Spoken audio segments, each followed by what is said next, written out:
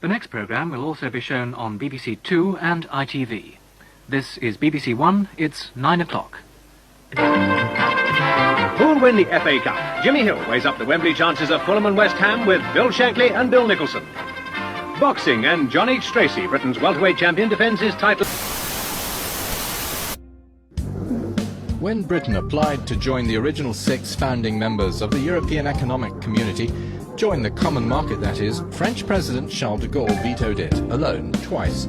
He said Britain was incompatible with Europe. It was 1973 when Prime Minister Edward Heath finally dragged Britons, some kicking and screaming, into the continental community. A protester threw a pot of ink at him. He said, "We'll find a great cross-fertilization of knowledge and information, not only in business, but in every other sphere." In the ballroom of the Dorchester, the Yes campaign was launched by the Labour Home Secretary Roy Jenkins, who shared the platform with fellow big cheeses from the Tory and Liberal parties. The campaign to get Britain out of the common market was led by the Industry Secretary Tony Benn. As the opinion polls start to turn against the anti-marketeers, Tony Benn decides to up the ante. Is 500,000 jobs lost and a huge increase in food prices at a stroke caused by the common market? In 1975, John Mills was one of the organisers of the No campaign, setting up meetings across the country as the campaign neared its climax with a debate at the Oxford Union.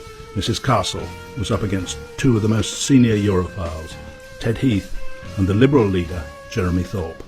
They lured us into the market with the mirage of the market miracle.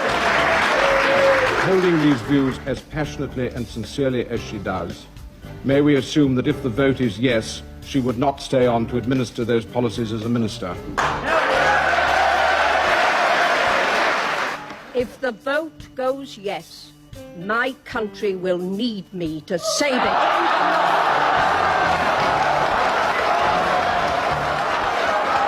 Vote no. On a high turnout, the people voted by 2 to 1 for Britain to stay in the common market. The winter of discontent was Margaret Thatcher's chance to seize power. In 1979, she called a vote of no confidence against the government, and she won. It's the greatest honour that can come to any citizen in a democracy. I know full well the responsibilities that await me.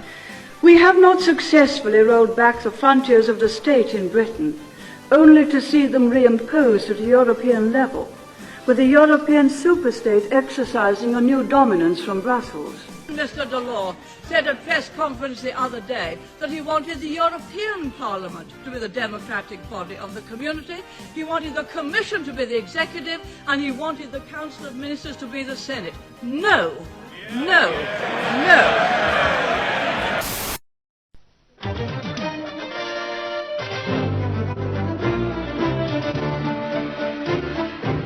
The 6 o'clock news from the BBC with Anna Ford and Andrew Harley.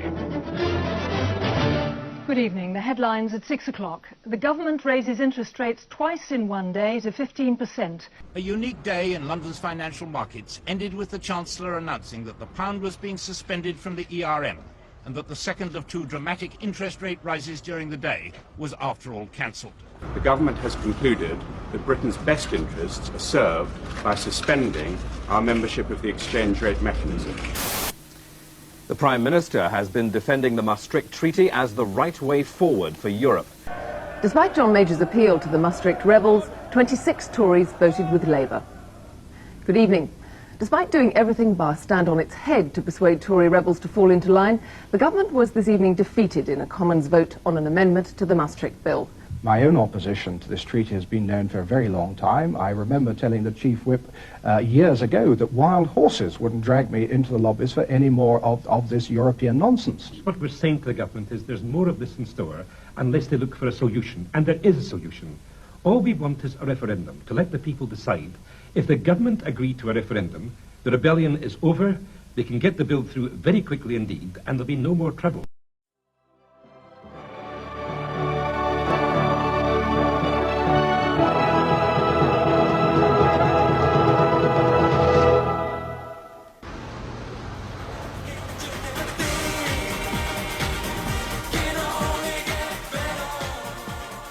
Britain's future is inextricably linked with Europe, that to get the best out of Europe, we must make the most of our strength and influence within Europe.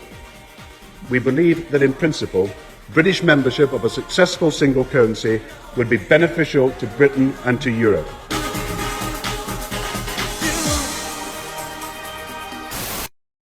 If you want to have freedom, which is necessary, you've got to fight for it.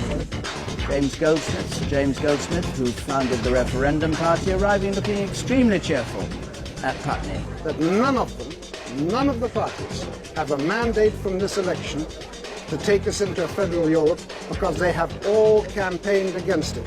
What started as a murmur in the pubs and clubs and wherever people congregate in this country is now beginning to reach a crescendo roar. And what people are saying is get Britain out. You have the charisma of a damp rag and the appearance of a low-grade bank clerk. And the question that I want to ask, that we're all going to ask is, who are you? I'd never heard of you. Nobody in Europe had ever heard of you. I would like to ask you, President, who voted for you? And what mechanism? Oh, I know democracy's not popular with you lot. We're going to get the biggest turnout in European elections we've seen since 1979. So the answer is increasingly, yes, they do matter. And people realise that Europe, whether you like it or not, is really, really important. A political earthquake may sound like hyperbole, but however you describe it, victory for a party without an MP or a council leader is unprecedented. We will give the British people a referendum. It will be an in-out referendum. Good afternoon, everybody. Good afternoon. Now, this is a once-in-a-lifetime chance for us to take back control of this country. Can you hear me at the back? Yeah! Dare to dream that the dawn is breaking on an independent, united kingdom. And Sky News is projecting that the UK has voted out. The UK electorate has taken the historic decision to withdraw from the European Union after more than 40 years of membership. I do not think it would be right for me to try to be the captain that steers our country to its next destination. Brexit means Brexit, and we're going to make a success of it. We will leave, and we'll leave on the 29th of March 2019. 29th of March, 29th of March, the 29th of March, the 29th of March, 29th of March, 29th of March, the 29th of March. Good evening. Today is Judgment Day. May's Brexit deal and her premiership hang by the flimsiest of threads. We're going to London to stop the Brexit betrayal. I fear that the betrayal that we've seen over today's date will probably be repeated on the 12th of April. If that means we have to fight the European elections, let me tell you, I will fight them. Speaking as a voter, I have to say I've voted for both the main parties throughout my life. I'm very apolitical. I vote for the party that I think will do the best job in the next 4 or 5 years. I wouldn't touch either of you with a barge pole, and I'm not at all sure about your lot either. People are up to there with you lot. They really are. And you see what's happening with Farage. What a comeback. Y'all ready for this? I did actually, rather stupidly, for a moment, believe that we'd won. Nigel Farage's Brexit Party, first out of the blocks, campaigning for Euro elections on the day we were once supposed to leave Europe. A new party but a familiar face. Nigel Farage jubilant as his Brexit party bagged 29 seats in the European elections.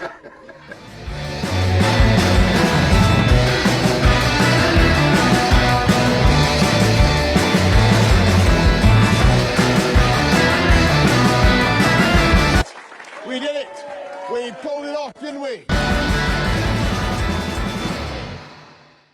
We will make America great again.